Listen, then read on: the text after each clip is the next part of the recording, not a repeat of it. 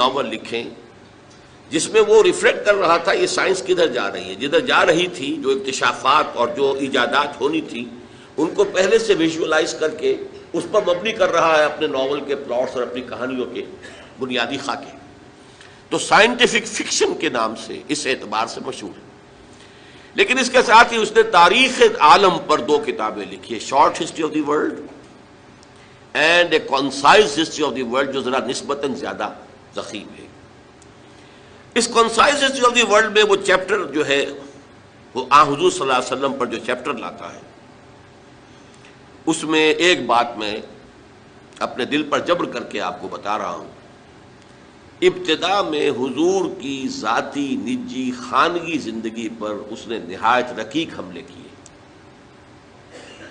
یوں سمجھیے کہ جیسے 2 ملعون نام نہاد مسلمانوں نے اس دور میں کیا ہے، سلمان رشدی نے اور تسلیمہ نسرین نے. ایک نے انگلینڈ میں بیٹھ کر، ایک نے بنگلہ دیش میں بیٹھ کر جس قسم کے چھینٹے اڑائے ہیں حضور کی شخصیت پر، اسی طرح کے چھینٹے ایچ جی ویلز نے حضور کی ذات مبارکہ پر خصوصاً خانگی زندگی پر اڑائے. لیکن جب اس چیپٹر کے آخر میں آتا ہے اور خطبہ حجۃ الوداع کا ذکر کرتے ہوئے باقاعدہ کوٹ کرتا ہے، لا فضل لعربی علی عجمی ولا لعجمی علی عربی ولا لاسود علی احمر ولا لاحمر علی اسود الا بالتقوی کلکم بنو آدم وآدم من تراب. دیکھو لوگوں، کسی عرب کو کسی عجمی پر کوئی فضیلت حاصل نہیں، اسی طرح کسی عجمی کو کسی عرب پر کوئی فضیلت حاصل نہیں، اسی طرح کسی سرخ و سفید رنگ والے شخص کو کوئی فضیلت حاصل نہیں کسی سیاہ روح پر، سیاہ فام پر، اور اسی طریقے سے کسی سیاہ فام کو کوئی فضیلت حاصل نہیں سفید فام پر یا سرخ روح پر، الا بالتقوی. فضیلت کی بنیاد صرف تقوی ہے. کلکم بنو آدم وآدم من تراب، تم سب کے سب آدم کی اولاد ہو، اس کی نسل سے، اور آدم کی تخلیق مٹی سے ہوئی تھی. اس کو کوٹ کرتا ہے. اور پھر ذرا نوٹ کیجئے یہ جملے، واقعتاً بڑے گہرے جملے. Although the sermons of human freedom, fraternity and equality were said before also، کہ اگرچہ انسان کی حریت، اخوت اور مساوات کے واعظ تو دنیا میں پہلے بھی بہت کہے گئے. یہ جملہ نوٹ کر لیا. اب اگلا جملہ اور زیادہ قابل توجہ ہے. We find a lot of these sermons in Jesus of Nazareth. ہم دیکھتے ہیں کہ اس کے بہت سے مواعظ حسنہ جو ہیں ان چیزوں کے بارے میں حضرت عیسیٰ مسیح ناصری کے ہاں موجود ہیں. عیسائی ہوتے ہوئے کہہ رہا ہے.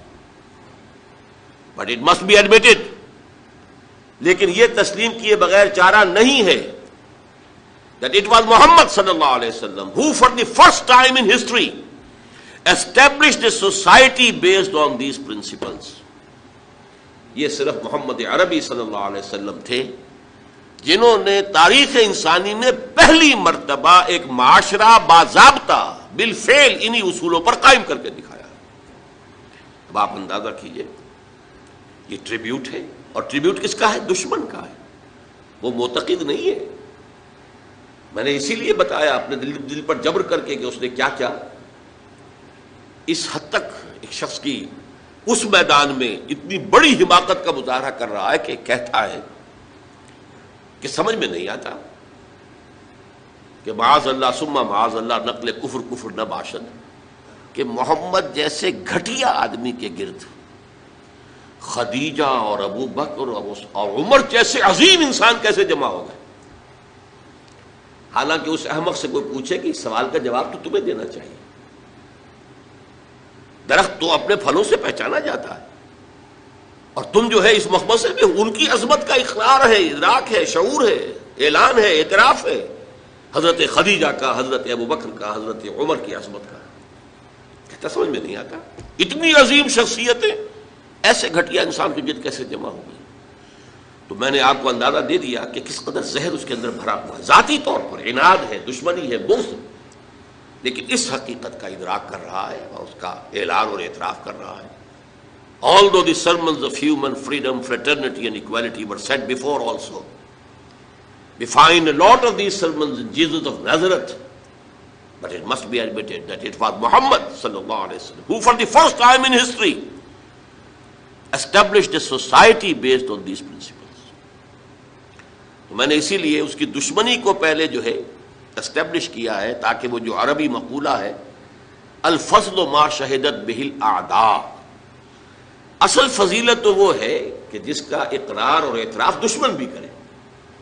ظاہر بات ہے کہ جو دوست ہے، عقیدت مند ہے، عام طور پر وہ جو محبت کرنے والا ہے اس کی نگاہ جو ہے وہ اپنے محبوب کی کسی خامی کو دیکھ ہی نہیں سکتی، اس کی طرف سے وہ گویا کہ نابینا ہو جاتا ہے. دشمن کا کوئی خیر نظر نہیں آتا، کوئی خوبی نظر نہیں آتی، اور دوست اور محبوب کا کوئی عیب نظر نہیں آتا. لیکن اگر کوئی دشمن کسی کی کسی فضیلت کا، کسی کی عظمت کا اعتراف کرے تو معلوم ہوا کہ اب اس میں کسی شک و شبے کی گنجائش نہیں. یہاں البتہ ذرا ایک بات نوٹ کر لیجئے، یہ جملے جو ایچ جی ویلز نے لکھ دیے تھے، موجودہ جو مرتبین ہیں، چونکہ وہ تو فوت ہوا بہت عرصہ ہوا، اب جو کتاب چھپتی ہے یہ concise history of the world, وہ نئے ایڈیٹرز ہیں، انہوں نے ایڈٹ کیا ہے. ہمیشہ جو نیا ایڈیشن آتا ہے تو اس کے اوپر تو نظر ثانی ہوتی ہے. تو نئے ایڈیٹرز نے یہ جملے حذف کر دیے ہیں، ان کے حلق سے نیچے نہیں اتر پائے. یہ وہ کڑوی گولی تھی جو ان کے حلق سے نیچے نہیں اتر پائی. میں نے اس لیے وضاحت کر دی کہ مبادا آپ میں سے کوئی اس کتاب کو حاصل کرے اور پھر دیکھے اور وہاں یہ جملے نہ پائے. موجودہ ایڈیشن میں وہ نہیں ہے، لیکن آپ کو پنجاب لائبریری سے یا کسی اور پرانی لائبریری سے جن میں کہ پرانے نسخے موجود ہوں، وہ کتاب مل جائے گی کہ جس میں یہ نسخے بعین ہی انہی الفاظ میں موجود ہیں جو میں نے آپ کو سنا. بہرحال اب میں اس بات کو زیادہ طول نہیں دینا چاہتا. حضور کی اصل عظمت جس کو ہم بحیثیت انسان سمجھ سکتے ہیں اور جس کا لوہا آج پوری دنیا مان رہی ہے، جس کا انکشاف پوری طرح عالم انسانی پر ہو چکا ہے، وہ یہ ہے کہ آپ نے ایک عظیم ترین انقلاب برپا کیا، گمبھیر ترین، جامع ترین، ہمگیر ترین، اور کم از کم وقت میں برپا کیا. اور اس سے بھی زیادہ نمایاں بات یہ ہے کہ اس انقلابی جد و جہد کا ابتدا سے لے کر اختتام تک اس کے جتنے مراحل آئے، ہر مرحلے پر قیادت کی ذمہ داری ادا فرمائی. اس اعتبار سے ذرا ایک تقابل کر لیجئے، تاریخ انسانی کے دو انقلابات بہت مشہور ہیں. انقلاب فرانس سے یقیناً بڑا انقلاب تھا، دنیا سے بادشاہت کا خاتمہ، جمہوریت کے دور کا آغاز اسی انقلاب فرانس سے ہوا، 250 برس قبل کی شے ہے. انقلاب روس، بولشوک ریولوشن آف 1917، یقیناً عظیم انقلاب تھا. اگرچہ 70 برس کے اندر اندر اس کی موت واقع ہو گئی، لیکن جب اٹھا تھا، کھنڈر بتا رہے ہیں عمارت عظیم تھی، بڑے جوش و خروش کے ساتھ وہ وجود میں آیا، بڑے جوش و خروش کے ساتھ پھیلا. کہاں روس سے وہ لیٹن امریکہ تک جا پہنچا، کتنی اس کی توسیع ہوئی ہے، کس بجلی کی سی صورت کے ساتھ ہوئی ہے. لیکن ان دونوں انقلابات کا آپ جائزہ لیں گے تو نمبر ایک، دونوں جزوی انقلاب تھے. ایک میں صرف سیاسی ڈھانچہ بدلا، باقی عقائد بھی وہی، رسومات بھی وہی، سماجی نظام بھی وہی، سماجی ویلیوز بھی وہی، معاشی نظام بھی وہی، معاشی تمام جتنے بھی انسٹیٹیوشنز تھے وہ بھی وہی، صرف سیاسی نظام بدلا، باقی زندگی جو کی تو.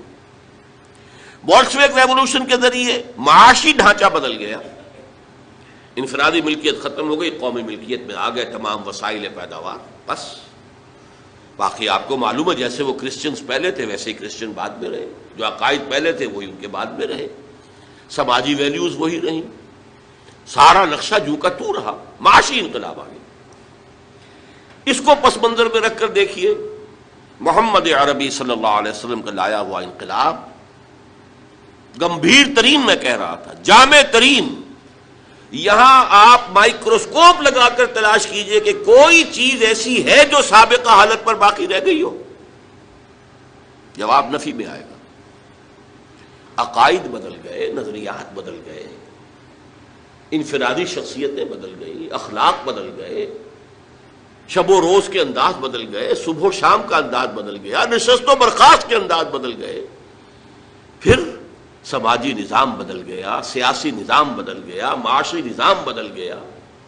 وہ قوم جس میں کہ لکھے پڑھے لوگ بمشکل انگلیوں پر گنے جا سکتے تھے، وہ علوم کی موجد ہو گئی، دنیا کی استاذ بن گئی. اس نے مشرق و مغرب سے علوم لیے، یونان سے بھی لیے اور چین اور ہند سے بھی لیے، انہیں ڈیولپ کیا، بڑھایا اور پورے عالم انسانیت کی طرف پھیلا دیا. یہ سارا کام انقلاب عظیم، گمبھیر ترین، ہماگیر ترین، جامع ترین انقلاب. تو چہ نسبت خاکرہ با عالم پاک، یہ فرانس کا ریولوشن کہاں کھڑا ہوگا انقلاب محمد صلی اللہ علیہ وسلم کے تقابل میں؟ مارس کا انقلاب کہاں کھڑا ہوگا انقلاب محمد صلی اللہ علیہ وسلم کے تناظر میں؟ نمبر 2، ان تمام انقلابات کے اندر یہ چیز قدر مشترک ہے کہ فکر دینے والے اور دعوت کا آغاز کرنے والے کچھ اور لوگ تھے، لیکن وہ صرف قلم کار تھے، وہ صرف رائٹرز تھے، مصنفین تھے، وہ مرد میدان نہیں تھے. وہ انقلاب کے لیے عملی جد و جہد میں سامنے نہیں آ سکے. انہوں نے خود آگے بڑھ کر کوئی انقلابی جماعت نہیں بنائی، انہوں نے خود آگے آ کر انقلابی جو جد و جہد تھی اس کی قیادت نہیں کی. نہیں، وہ تو صرف پیپل آف دی ڈیسک تھے. انقلاب کچھ اور لوگوں کی زیر سرکردگی، کچھ اور لوگوں کی زیر قیادت، کچھ اور لوگوں کی رہنمائی میں وجود میں آیا. فرانس میں والٹیئر اور روسو مفکرین کی حیثیت سے، مصنفین کی حیثیت سے بہت اونچا مقام ہے، لیکن وہ میدان کے آدمی تھے ہی نہیں. یہی وجہ ہے کہ انقلاب فرانس جو ہے وہ بہت بلڈی ریولوشن کہلاتا ہے، اس لیے کہ قیادت کوئی تھی نہیں. وہ تو ایک فکر تھا جو پھیل گیا تھا، اس نے لوگوں میں ایک جوش و خروش پیدا کر دیا. اسپونٹینیس جو ہے وہ ایک لاوا پھٹا ہے، اور اس لاوا پھٹنے میں چونکہ کوئی تنظیم تھی ہی نہیں، کوئی قیادت تھی ہی نہیں، لہذا انتہائی خونی انقلاب ہوا، بہت بلڈی ریولوشن. اسی طریقے سے ذرا غور کیجئے، روس کے انقلاب بولشوک ریولوشن کی بنیاد ڈاس کیپیٹال، ایک کتاب، کارل مارکس اس کا مصنف، اور اس کے ساتھ اس کا کو آتھر اینجلز، دونوں نے مل کر یہ کتاب لکھی ہے. لیکن یہ کہ یہ بھی نوٹ کر لیجئے کہ اس کتاب کی تاثیر، اس کے وہ کتنی پروفاؤنڈ کتاب ہے، کس طرح اس نے ذہنی انسانی کو اپنی گرفت میں لیا ہے، کس طرح اس نے ساری تعبیرات کو بدل کر رکھ دیا ہے، پوری حیات انسانی کا خالص مادی جو ہے تعبیر کی ہے، روحانیات سے، مذہب کی بالکل نفی کرتے ہوئے، لیکن مدلل اس انداز سے، اس طور سے کہ اس نے لوگوں کو گرپ میں لیا ہے، ان کو پوزیس کیا ہے، اس درجے پوزیس کیا ہے کہ پھر موٹیویٹ کیا ہے کہ جانے تک دے دیں اور انقلاب برپا کرنے. اسی لیے اقبال نے کہا ہے، نیست پیغمبر و لیکن در بغل دارت کتاب، کتاب تھی اس کے پاس. جیسے کہ آپ کو معلوم ہے کہ محمد عربی صلی اللہ علیہ وسلم کا انقلاب اگر اسے ٹریس کریں گے تو وہ قرآن کے ذریعے سے وجود میں آیا، اتر کر ہرا سے سوئے قوم آیا اور ایک نسخہ کیمیا ساتھ لایا. بہرحال اگرچہ قرآن کا تقابل کرنا داس کیپیٹال سے، یا داس کیپیٹال کا تقابل کرنا قرآن سے، یہ تو میرے نزدیک نامناسب ہے، لیکن یہ کہ آپ اس اعتبار سے ضرور نوٹ کیجئے کہ واقعتاً ایک کتاب ہے جس نے یہ عظیم انقلاب بولشوک ریولوشن برپا کیا. لیکن مارکس ہوں یا اینجل صاحب ہوں، دونوں رائٹرز تھے، بس مفکر تھے. انہوں نے اپنی کتاب لکھی جرمنی اور لندن میں بیٹھ کر، اور جرمنی اور لندن میں اس انقلاب کا کہیں وجود ہی نہیں واقع ہوا. وہ خود اپنی سرکردگی میں، اپنی قیادت میں کسی ایک گاؤں میں بھی انقلاب برپا نہیں کر سکے. انقلاب آیا کہاں؟ تیسرے تیواڑے اللہ میاں کے پچھواڑے کس قدر دور، روس میں انقلاب آیا. بولشوک پارٹی، مونشوک پارٹیز، ان کے ذریعے سے، اور عین وقت پر چونکہ ایگزائل میں تھے، جیسے کہ خمینی صاحب ایگزائل میں تھے اور عین وقت پر آ کر انہوں نے جو ایران میں ہنگامہ جاری تھا اس کی قیادت اپنے ہاتھ میں سنبھال لی. اسی طرح عین وقت پر لینن آیا ہے اور اس نے آ کر قبضہ کیا ہے، ہائی جیک کیا ہے قیادت کو اور انقلاب برپا کر دیا. اس تناظر میں دیکھیے محمد عربی صلی اللہ علیہ وسلم ایک فرد واحد کی حیثیت سے اپنی دعوت کا آغاز کرتے ہیں. وہی فکر دینے والے، وہی دعوت دینے والے، وہی ہیں جو اسٹریٹ پریچنگ کر رہے ہیں، مکے کی گلیوں میں گھوم رہے ہیں، یا ایھا الناس قولوا لا الہ الا اللہ تفلحوا، اسٹریٹ پریچنگ گلیوں میں، جیسے حضرت عیسیٰ علیہ السلام اسٹریٹ پریچنگ کرتے تھے۔ وہی ہیں جو کبھی اپنے رشتہ داروں کو جمع کر رہے ہیں اور ان کے سامنے دعوت پیش کر رہے ہیں کھانا کھلا کر، کبھی کوہ صفا پر کھڑے ہو گئے ہیں، بلند آواز سے آپ نے کہا وا صباحا اور لوگوں کو جمع کیا اور اپنی دعوت پیش کی ہے۔ وہی شخص کہ جو فرد واحد کی حیثیت سے، ایک داعی کی حیثیت سے سامنے آیا، کل 22 برس میں اس نے پورے انقلاب کی تکمیل کر دی اور ہر مرحلے پر اس کی قیادت خود فرمائی۔ وہی اسٹریٹ پریچر غزوہ بدر میں وہی کمانڈر ہے، غزوہ احد میں وہی سپہ سالار ہے، وہی اسٹریٹ پریچر۔ یہ جیسا کہ ڈاکٹر مائیکل ہارٹ کا میں نے حوالہ دیا، یہ نقشہ دنیا نے کبھی دیکھا ہی نہیں، کوئی اس کی نظیر ہے ہی نہیں، کوئی مثال ہے ہی نہیں۔ اسٹریٹ پریچرز ہی رہ جاتے ہیں، مربی اور مزکی بس ان کا اپنا ایک دائرہ ہوتا ہے، کچھ لوگوں کا تزکیہ نفس کر دیا، جو ان کے پاس چل کر آئے وہ بھی وہ آتے ہیں جو ان کی خانقاہ میں خود طالب بن کر آئے، وہ ان کا کوئی تزکیہ کر دیں گے، کچھ اصلاح ہو جائے گی۔ یہ عمل ایک فرد واحد وہی فکر دے رہا ہے، وہی دعوت دے رہا ہے۔ دعوت کا آغاز کتنے میگر، کتنے، میں وہ لفظ استعمال نہیں کرنا چاہتا، لیکن واقعہ یہ ہے کہ کتنے حقیر سے انداز میں ہو رہا ہے اور کیسی کیسی ناکامیاں سامنے آ رہی ہیں۔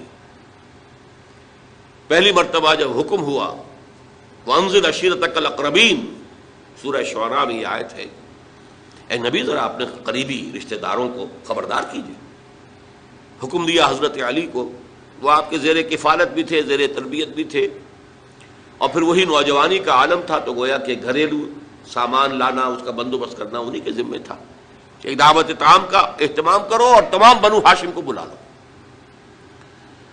اہتمام ہوا، تمام بنی ہاشم جمع ہو گئے، کھانا لوگوں نے کھا لیا۔ اب حضور کھڑے ہوئے اپنی بات کہنے کے لیے، تو کچھ لوگوں نے ہوٹنگ کی، کچھ نے فکرے چست کیے، کچھ نے شور مچایا، اور مجمع جو ہے وہ چلا گیا اور حضور اپنی بات کہہ بھی نہیں سکے۔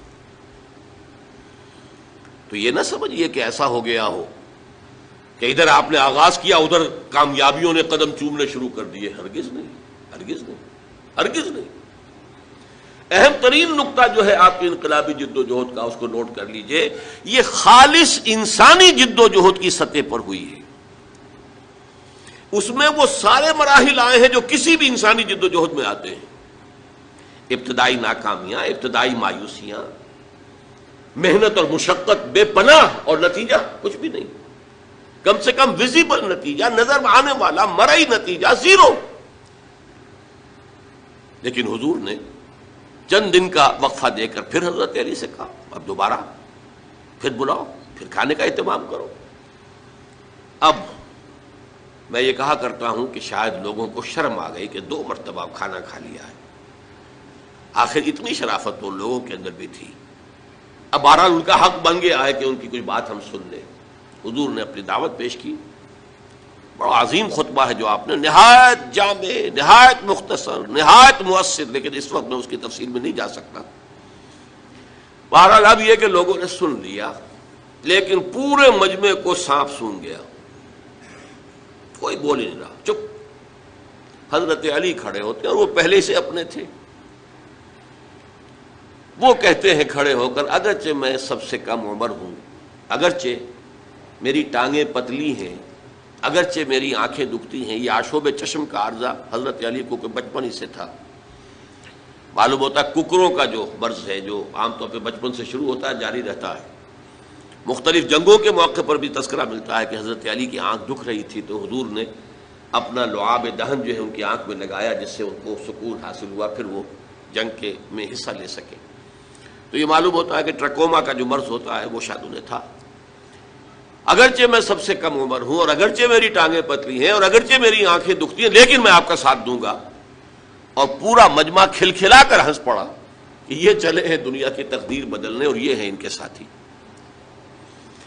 یہاں سے آغاز ہو رہا ہے، ذرا غور کیجئے۔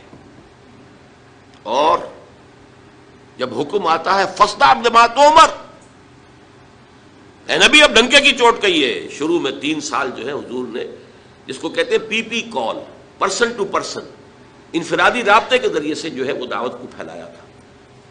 اب آپ کے پاس حکم آ گیا فصدع بما تؤمر. اے نبی بس اب یہ جو لو پروفائل میں، یہ نوٹ کر لیجئے، خفیہ دعوت کا کوئی دور محمد رسول اللہ صلی اللہ علیہ وسلم کی اس جد و جہد میں نہیں آیا. کوئی خفیہ بات نہیں تھی، انڈر گراؤنڈ موومنٹ نہیں تھی، ہرگز نہیں. البتہ لو پروفائل میں پرسن ٹو پرسن کانٹیکٹ کے ذریعے سے بات پھیل رہی تھی. لیکن اب حکم آ گیا فصدع بما تؤمر. اے محمد اب ڈنکے کی چوٹ کہو جس چیز کا کہ تمہیں حکم ہوا ہے. پھر آپ کوہ صفا پر چڑھے. اب کوہ صفا جو رہ گیا ہے بیچارہ، وہ تو اس کا ایک سمبل ہے، علامت ہے جو باقی رہ گئی ہے.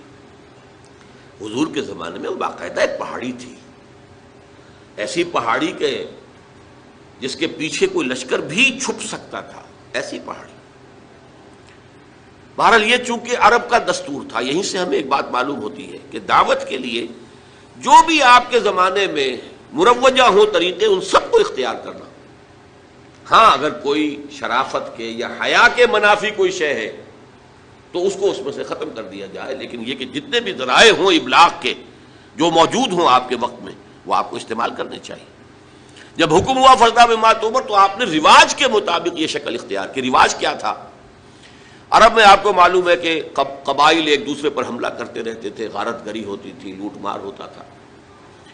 تو اگر کسی کو یہ اطلاع مل جاتی تھی کسی قبیلے کے فرد کو کہ فلاں قبیلہ ہم پر حملے کا پروگرام بنا رہا ہے، اور ہو سکتا ہے آج ہی رات کو، اور رات کو بھی نہیں، وہ جس سے آپ کہتے ہیں small hours of the morning, اس میں وہ آ کر حملہ کیا کرتے تھے 2 3 4 بجے، جبکہ نیند کا انتہائی غلبہ ہوتا ہے لوگوں پر.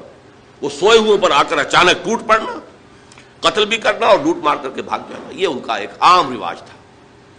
تو جس کسی کو اطلاع مل جاتی تھی کہ قبیلہ جو ہے اس طور سے حملہ آور ہوا چاہتا ہے، وہ کسی بلند مقام پر چڑھ جاتا تھا، کپڑے اتار دیتا تھا، مادر ذات برہنہ ہو جاتا تھا، نعرہ لگاتا تھا وا صباحا، ہائے وہ صبح جو آیا چاہتی ہے، جس میں غارت گری ہوگی، جس میں لوٹ مار ہوگی، جس میں کچھ تو خون ہوگا. وا صباحا، وہ صبح، ہائے وہ صبح جو آیا چاہتی ہے.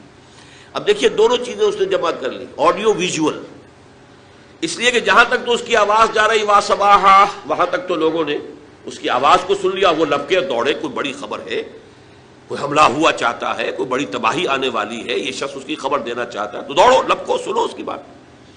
اور جہاں اس کی آواز نہیں جا رہی، وہ عریاں نظر آ رہا ہے کھڑا ہوا، اسی لیے اسے نذیر عریاں کہتے تھے، خبردار کرنے والا، وارن کرنے والا جو بالکل ننگا ہو گیا ہو، نذیر عریاں.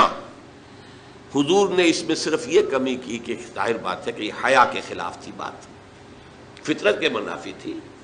آپ نے کپڑے نہیں اتارے، لیکن نعرہ وہی لگایا وا صباحا. اب لوگ جو ہے وہ آئے، جمع ہوئے، اونچائی پر آپ کھڑے تھے، لوگوں نے دیکھا بھی، پھر اپنی دعوت پیش کی. اور آپ کے علم میں ہے یہ واقعات تو سب جانے بوجھے ہیں کہ اس مجمع میں سے سگا چچا بولتا ہے تبا لکا لہذا جمعتنا، تمہارے لیے ہلاکت اور بربادی ہو. کیا تم نے اس کام کے لیے ہمیں جمع کیا تھا؟ ہم سمجھے تھے کوئی واقعی خبر تم دینے والے ہو، تم کوئی بات بتانے والے. اور نوٹ کیجیے جو میں نے عرض کیا تھا، وہ پہاڑی کتنی بڑی تھی کہ حضور نے پہلے یہ کہا کہ لوگوں اگر میں تمہیں یہ خبر دوں کہ اس پہاڑی کے پیچھے دشمن کا لشکر ہے جو تم پر ٹوٹ پڑنا چاہتا ہے، تو میری بات مانو گے کہ نہیں؟ یعنی وہ پہاڑی اتنی تھی کہ اس کے پیچھے کوئی گروہ، کوئی لشکر جو ہے وہ چھپ سکتا تھا. انہوں نے کہا ضرور. ایک تو اس لیے کہ آپ بلندی کے مقام پر پہاڑی پر کھڑے ہیں، پہاڑ کے دونوں طرف دیکھ رہے ہیں، اور دوسرے یہ کہ آپ نے تو کبھی جھوٹ بولا ہی نہیں، آپ صادق الامین ہیں. یہ پہلے گواہی لے کر آپ نے بات کی ہے اپنی. میں تمہیں اللہ کے عذاب سے ڈراتا ہوں، آخرت کے محاسبے سے ڈراتا ہوں، جس پر اس نے کہا تبا لکا لہذا جمعتنا، جس پر یہ صورت نازل ہوئی ہے تبت یدا ابی لہب وتب ما اغنی عنہ مالہ وما کسب سیصلی نارا ذات لہب وامرأتہ حمالۃ الحطب فی جیدہا حبل من مسد. تو یہ میں نے 2 جھلکیاں آپ کو دکھائی ہیں کہ کیسا میگر سٹارٹ ہے، کتنا دل کو توڑ دینے والا، کتنا انسان کی ہمت کے لیے سمجھیے کہ صبر آزما جس کو کہنا چاہیے، صبر کی پوری آزمائش کرنے والا یہ معاملہ ہوا ہے جس سے کہ آغاز ہوا ہے. اور میں اس کو اب مختصر کر رہا ہوں، پورے 10 برس کی محنت اور مشقت محمد عربی صلی اللہ علیہ وسلم کی. اور ذہن میں رکھیے، آپ جیسا مبلغ، آپ جیسا مربی، آپ جیسا مزکی، آپ جیسا معلم نہ پہلے پیدا ہوا نہ کبھی ہو سکتا ہے. امتناع نظیر، حضور کی نظیر محال مطلق ہے. بلکہ ہمارے ہاں بعض علماء کا اور ایک خاص مکتب فکر کا تو یہ موقف ہے کہ خود اللہ بھی اس پر قادر نہیں ہے کہ کوئی دوسرا محمد پیدا کر سکے. بہرحال یہ ایک نزاعی اور اختلافی مسئلہ ہے، لیکن اس میں تو کوئی شک نہیں کہ نتیجے کے اعتبار سے تو بات صحیح ہے، حضور کی کوئی نظیر نہ ہوئی ہے نہ ہوگی. لیکن آپ کی 10 برس کی محنت شاقہ، 10 برس کی محنت شاقہ، 10 برس کی شب و روز کی محنت، جس میں دن میں آپ کی مشقت ہے. ان لک فی النہار سبحا طویلا، دن کے اوقات میں آپ گھوم رہے ہیں، اسٹریٹ پریچنگ کر رہے ہیں، اس کے پاس جا رہے ہیں، اس کے گھر پر دستک دے رہے ہیں. رات کو قم اللیل الا قلیلا نصفہ او انقص منہ قلیلا او زد علیہ ورتل القرآن ترتیلا. دن میں لوگوں کو دعوت دے رہے ہیں تو رات کو کھڑے ہو کر جھولی پھیلا کر اللہ سے دعا کر رہے ہیں، پروردگار عمر بن الخطاب اور عمرو بن حشام میں سے کسی ایک کو تو میری جھولی میں ڈال دیں. یہ شب و روز کی محنت شاقہ محمد عربی صلی اللہ علیہ وسلم کی، اور 10 برس کی، اور اس کا نتیجہ زیادہ سے زیادہ 125 یا اور بہت زیادہ کریں گے تو 150 افراد آپ کے گرد جمع ہوئے. چنانچہ 10ویں سال کو آپ نے عام الحزن قرار دیا. یہ جو 10 سال ہو گئے آغاز وحی کے بعد، یوں سمجھیے 610 عیسوی میں وحی کا آغاز ہوا، تو لگ بھگ 620 عیسوی کو حضور نے عام الحزن، اس لیے کہ اسی سن میں حضرت خدیجہ کا انتقال ہو گیا رضی اللہ تعالی عنہ، گھر میں دل جوئی کرنے والی ایک وفادار، وفاشار، محبت کرنے والی اہلیہ زوجہ محترمہ تھی، اب وہ بھی نہ رہی. ظاہر ہے کہ باہر سے آدمی تقدر لے کر آتا ہے، کسی نے پاگل کہہ دیا ہے، کسی نے مجنون کہہ دیا ہے، کسی نے شاعر کہہ دیا ہے، کسی نے کہہ دیا ہے یہ ہم پر دھونس جماتے ہیں، انہوں نے ایک عجمی غلام کو اپنے گھر کے اندر بند کر رکھا ہے، وہ بڑا عالم و فاضل ہے، تورات اور انجیل کا جاننے والا، اور وہ اس سے ڈکٹیشن لیتے ہیں، یاد کر کے پھر ہم پر آ کر دھونس جماتے ہیں کہ یہ میرے پر وحی آئی. اور حضور یہ سنتے تھے سب کچھ. قرآن مجید میں نقشہ کھینچا گیا ہے، آپ کا قلب انتہائی حساس تھا، یہ باتیں سن کر آپ کو رنج اور افسوس ہوتا تھا. وَلَقَدْ نَعْلَمُ أَنَّكَ يَضِيقُ صَدْرُكَ بِمَا يَقُولُونَ.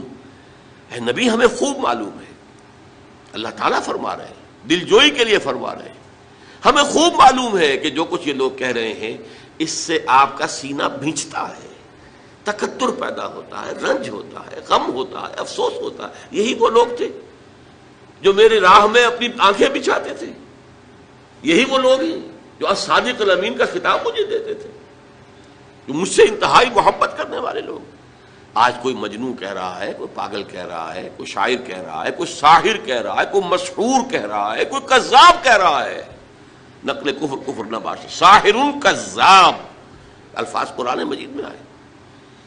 یہ سب کچھ آپ سن کر گھر پر آتے تھے تو گھر پہ کوئی تسلی دینے والی تھی نہ ایک، لیکن اب وہ بھی نہ رہی. آپ کو معلوم ہے یہ واقعات بڑے اہم ہیں سیرت النبی کے.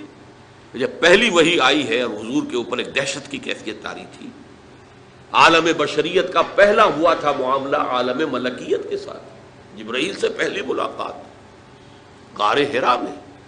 اس کی طبیعت کے اوپر طبعاً جو ہے ایک دہشت تھی، آئے ہیں تو کانپ رہے تھے، پھر بخار چڑھ گیا ہے.